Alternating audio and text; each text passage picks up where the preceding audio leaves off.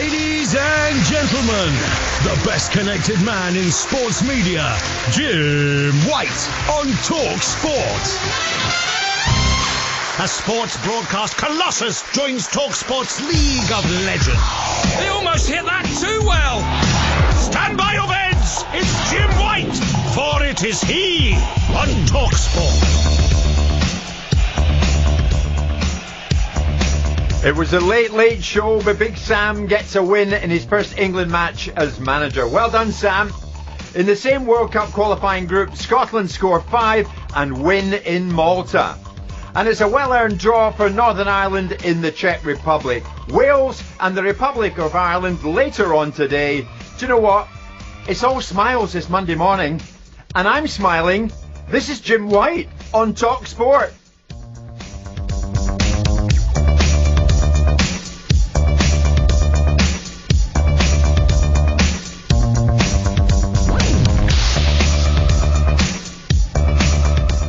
Fantastic. First World Cup qualifiers for them. First show on talkSPORT for me.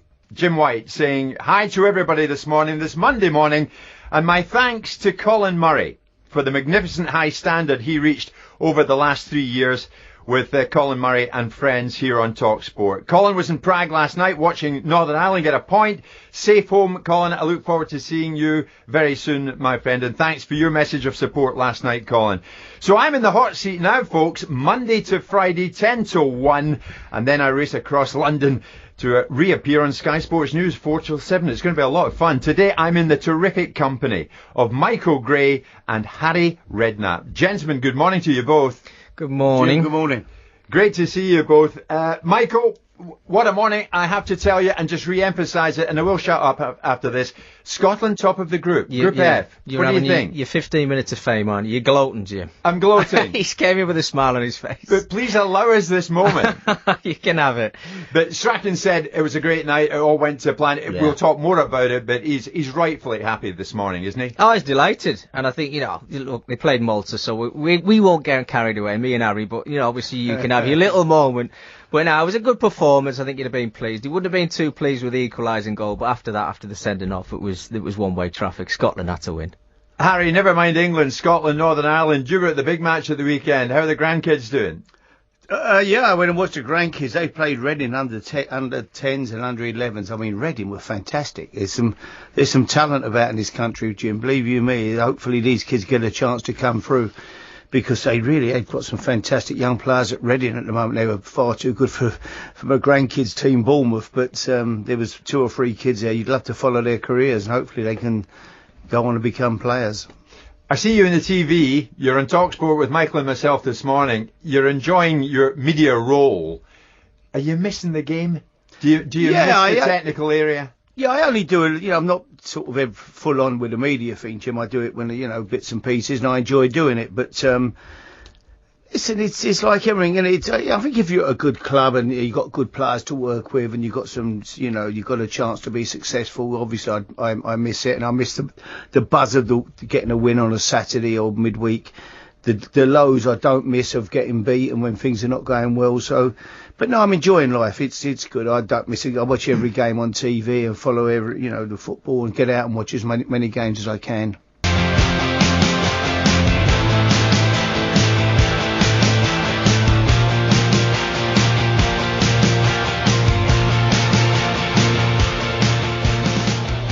This is Jim White on talkSPORT, and we are incredibly into our last half hour.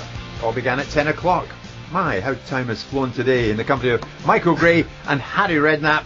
And we're still reverberating from the comments from Mino Raiola in Monaco. A £200 million player, Ian Abraham. Can you believe that? Ian stays with us in studio. What else is going on, Ian? I'll be amazed if Harry doesn't buy him. That's what I'll be amazed West Ham can afford him. Absolutely. The money you've got now with that new stadium. And that's where I want to start. You mentioned there, time flying by, okay?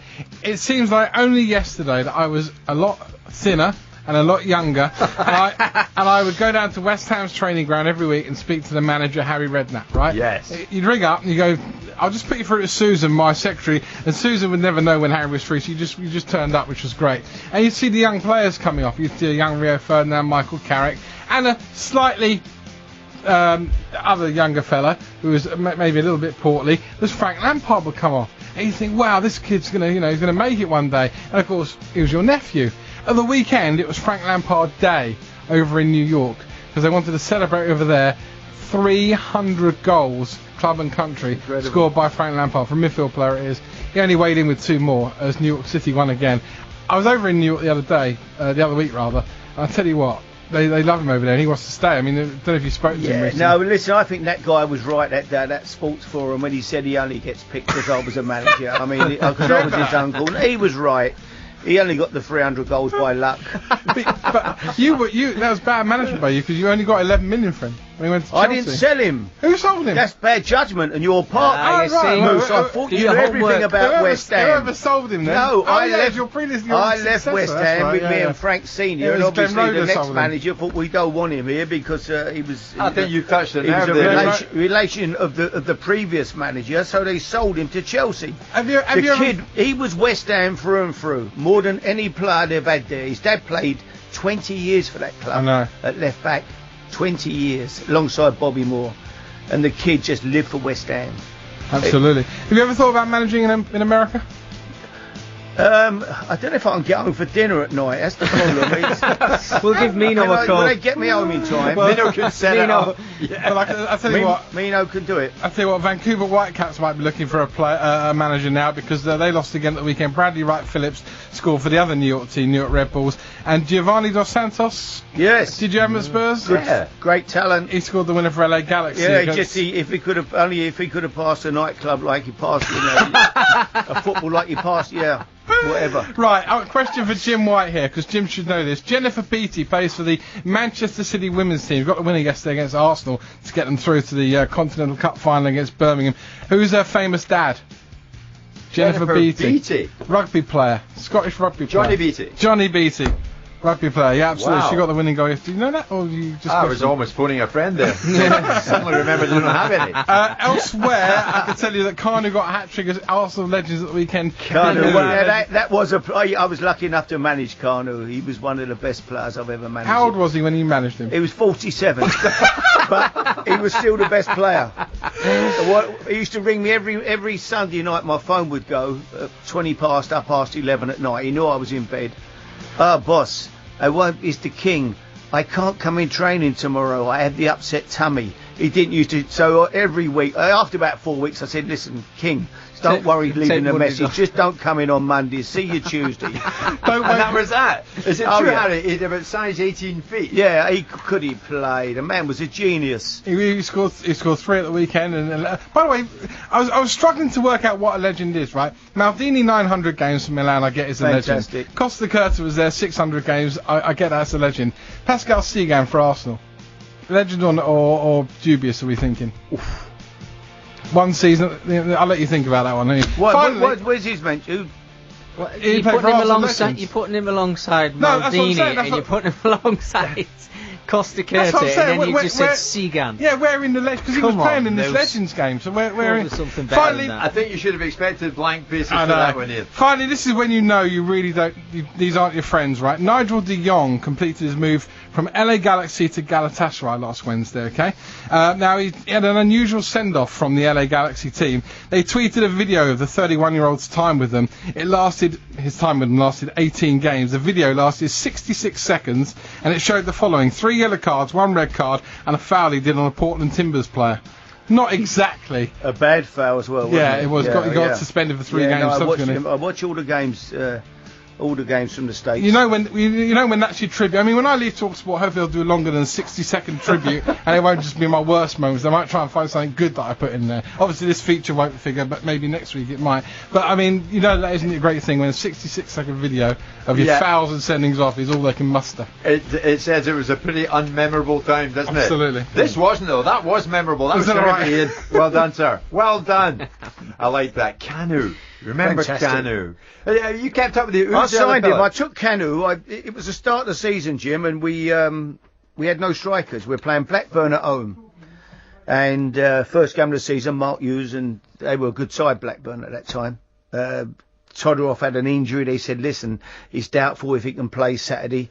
I had 1 or 2. I think Yakubu was injured. So we're looking through the list, and I said to Tony Adams, we're looking at names, and on the Monday morning I said, what about Canu? I said, he was at West Brom last year, got a free. I wonder what's happened to him. He said, Harry, Canu's got to be 46. He said, he's finished. He said, leave off. He said, I said, well, find someone, give me a better name.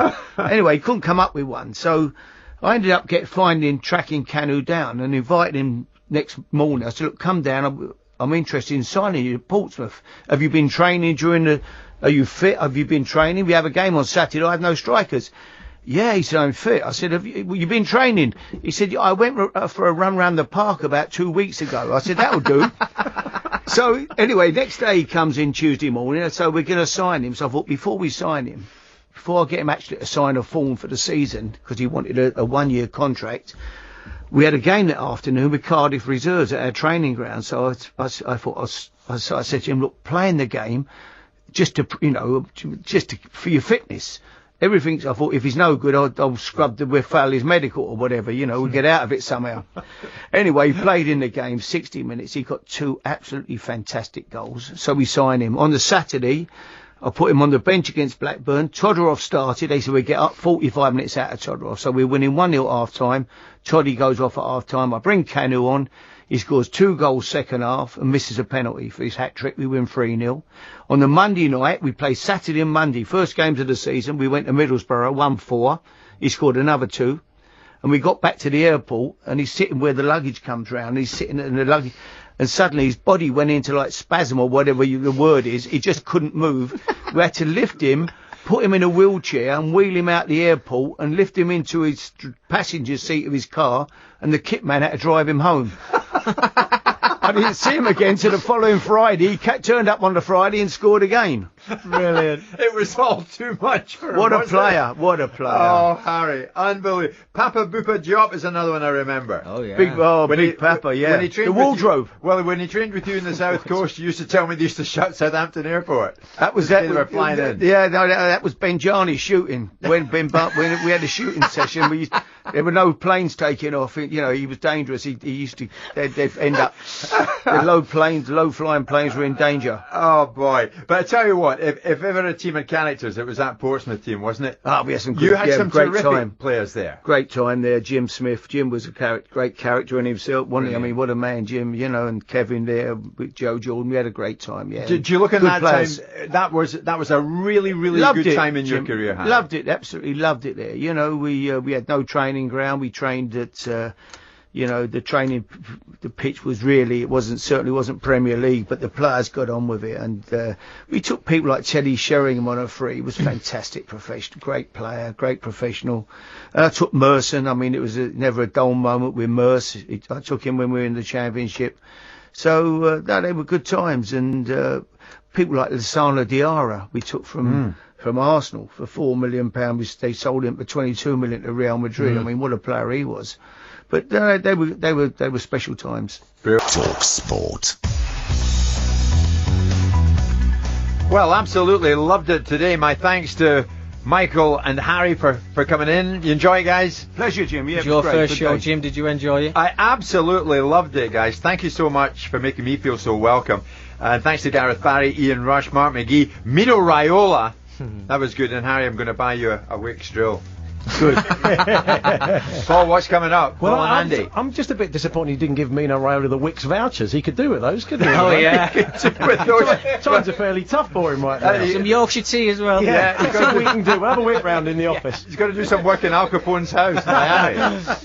Good stuff. Well, welcome, Jim. Good to see you. Thank you. Busy show.